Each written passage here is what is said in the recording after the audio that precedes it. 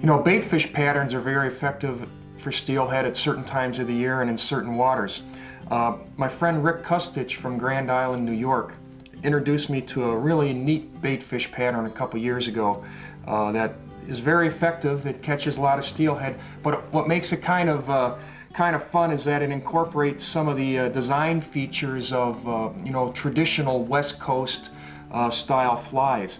And the fly is called the Rabbit Strip Spey.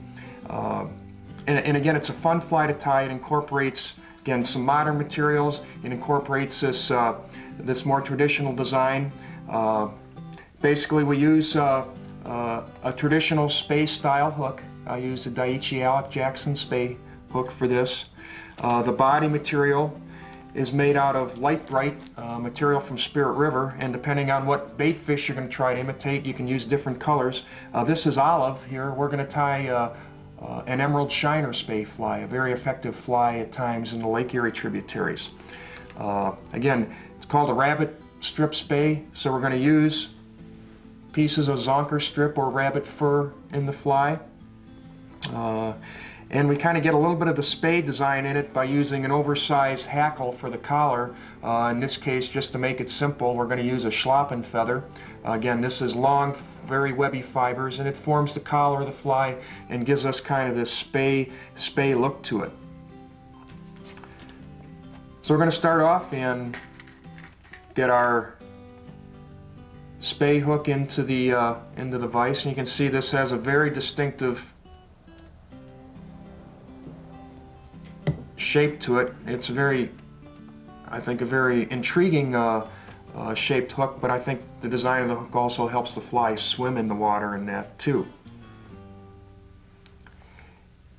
And I'm going to start the thread and just wrap it back to kind of what I judge to be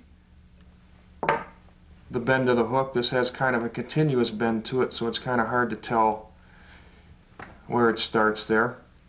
I'm going to tie in a little bit of a tail of rabbit fur, and again, I've selected a nice thin section of this zonker strip here, and this is going to be somewhere, again, I'm going to judge this out to be about, you know, somewhere around the length of the hook shank here. Going to trim that off, and we'll just tie that rabbit strip in there.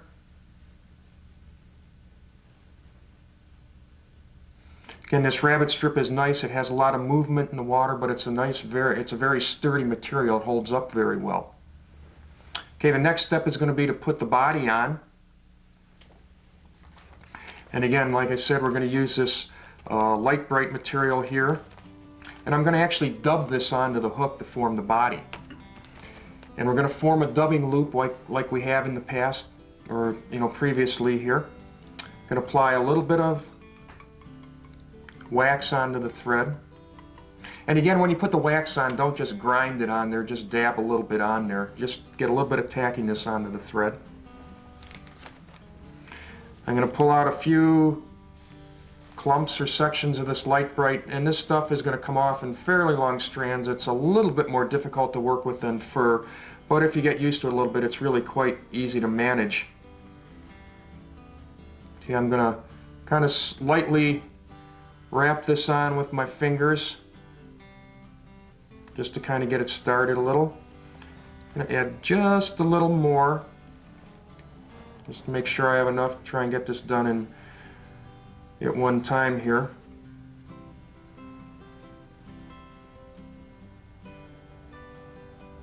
Okay, I'm going to drop the thread down a little bit. Again, we've got the two hooks on our dubbing whirl here. I'm going to attach those onto the thread right below where the body material ends. Switch hands with it, and again, bring the thread back over and wrap it over the hook. Again, we've now formed a loop in the thread. I'm going to advance my thread up forward to a little bit behind the eye. And again, at that point, if I just give that a little bit of a spin, twist that a little bit, you can see that forms a nice tight, again, chenille type material, and this will form our body. It has nice natural flash and sparkle to it, and the color here is a good imitation of an emerald shiner. Again, we could use this body material in pearl or the pearl green. pearl blue to imitate different types of bait fish. And this doesn't have to be put on real heavy. We just want to cover the hook shank.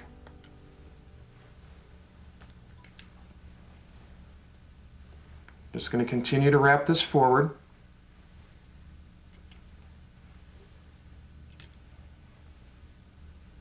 Okay, and again, I had more than enough material on there, so I'm just going to tie this off, give it a few wraps of thread, and trim it off. Again, making sure that I pull my thread out of the way when I trim that, so I don't cut the thread also.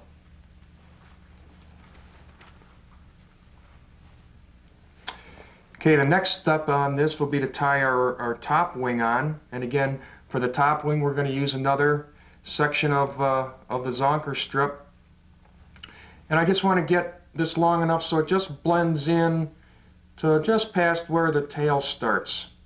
Okay, going to trim that off from the strip.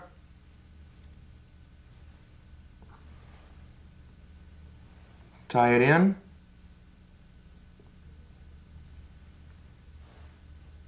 Nope, I'm going to set that again to try and get it to lay flat on there so that it's not twisting around on us. Okay, that looks a little bit better.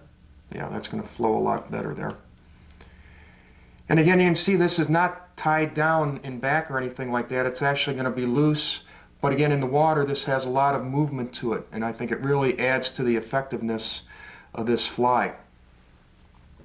Now, just to blend in that and give it a little bit more flash, I'm going to tie in a few strands of pearl crystal flash here, half a dozen or so strands. And again, I'm going to judge the length so that they just kind of blend in with the length of the wing. And one thing about pearl crystal flash is that it really picks up the color of any other material that you're using.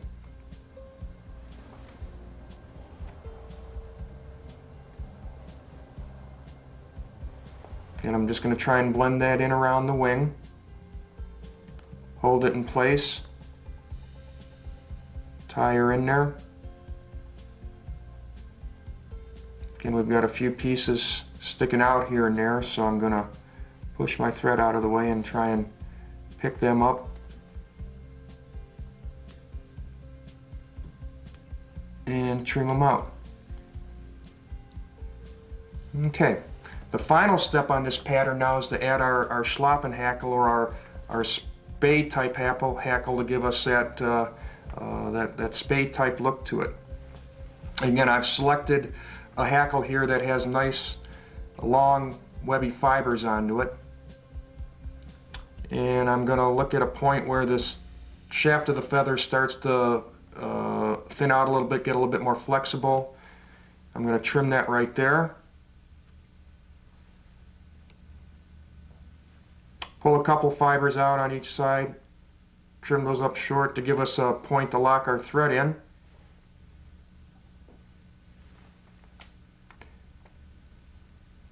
Tie that feather in.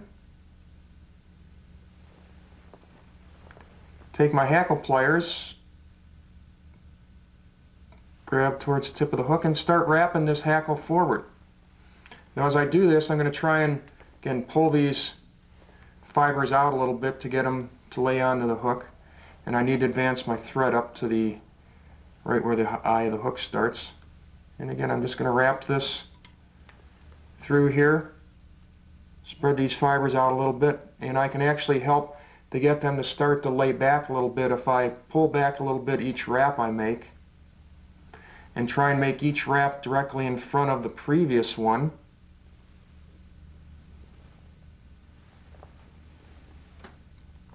And again, the idea of these long flowing fibers on this schlappen feather, or again, you could use materials like guinea or any of the other spey type hackles. This is probably the easiest material to use if you're first starting out trying to tie flies like this. And you can see we've reached up basically to the eye of the hook where the thread's at. I'm going to tie off the tip of the hackle.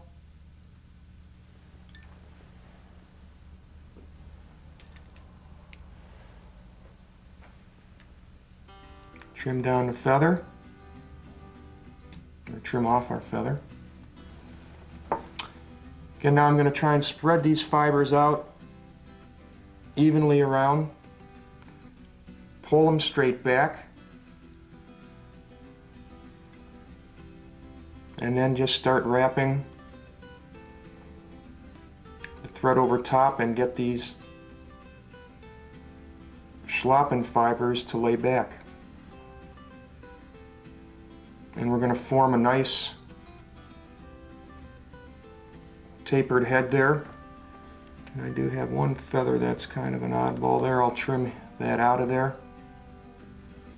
Got a nice thread head formed. Another thing I could do on this if I wanted to dress it up a little bit might be to add a couple of jungle cock eyes and really give it a really classic traditional appearance. You don't have to do that, but it's one thing you can do to it. I'm going to whip finish this.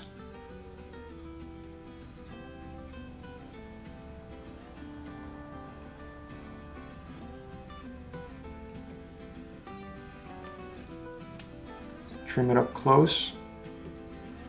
And this is one pattern here where I like to coat the thread. I don't do that on a lot of my steelhead flies, especially, you know, the egg patterns and nymphs. But here, again, it just makes it a little bit sturdier. It gives a nice classic appearance to it. And one material I've found very useful is a quick, thick build-up head cement is Revlon Top Speed nail polish. It goes on heavy and it dries quick, and it makes a real nice coating for the thread head on these flies like this. I'm just going to hit that a little bit on top here. Get it around on the bottom.